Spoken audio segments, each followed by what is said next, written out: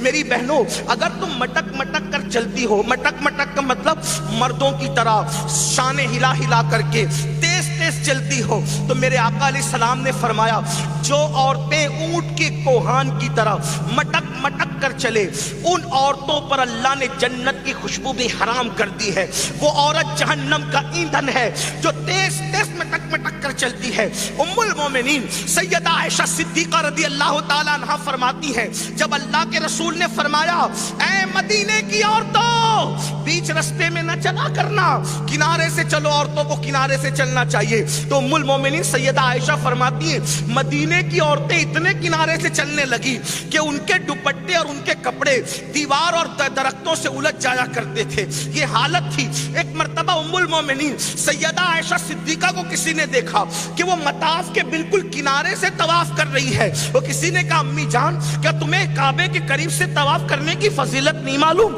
آپ تو حضور کی ڈائریکٹ شاگردہ ہیں، حضور سے وہ کچھ پوچھ لیتی ہیں جو کوئی نہیں پوچھ پاتا۔ مفتی چار ملت کہا گیا عائشہ صدیقہ کو، اللہ اکبر، حریم برات کا صدیقہ کو، صدیق اکبر کی شہزادی کو، فرمایا کعبے کے قریب سے طواف کرنا افضل ہے، آپ اتنے کنارے سے کر رہی ہے۔ تو صدیقہ بنت صدیق یعنی حضرت عائشہ فرماتی ہیں مجھے مردوں میں دب کر طواف کرنے سے افضل ہے کہ میں اپنے جسم کی حفاظت کے ساتھ طواف کیا کروں، یہ انداز تھا۔ اب بتاؤ مسلمانوں، آپ سے پوچھنا چاہتا ہوں کعبے کا طواف اگر مردوں کے درمیان دبنے سے اللہ اکبر فضیلت کی طرف جانے کی بات ہے تو اماں عائشہ کہہ رہی ہے نہیں مجھے کنارے سے طواف کرنا پسند ہے۔ بلکہ ایک بات آپ کو اور حیرت انگیز بتاؤں، ایک ام المومنین کے پاس کچھ صحابہ اور صحابیات گئے، کہا امی جان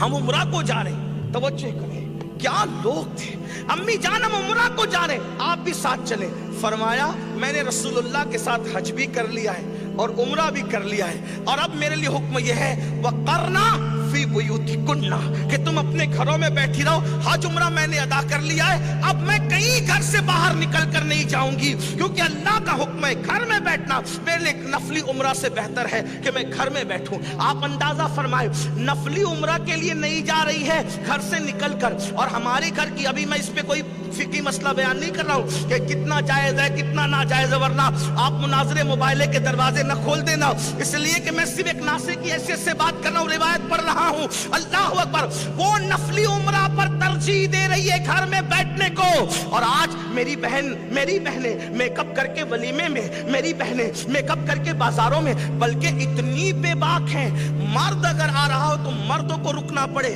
عورت نہیں رکتی،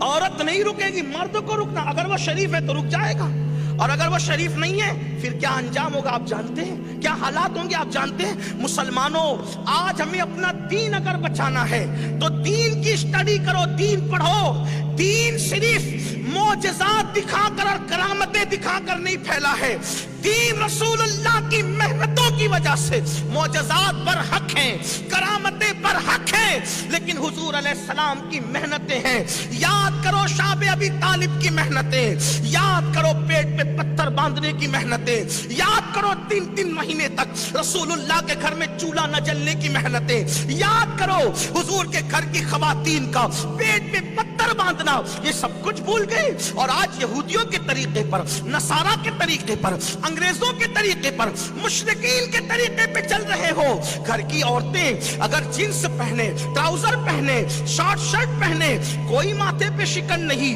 ایک دن موت ہے موت، گھر میں پردے کو رائج کرو ورنہ آنے والا دور بڑا بھیانک ہوگا۔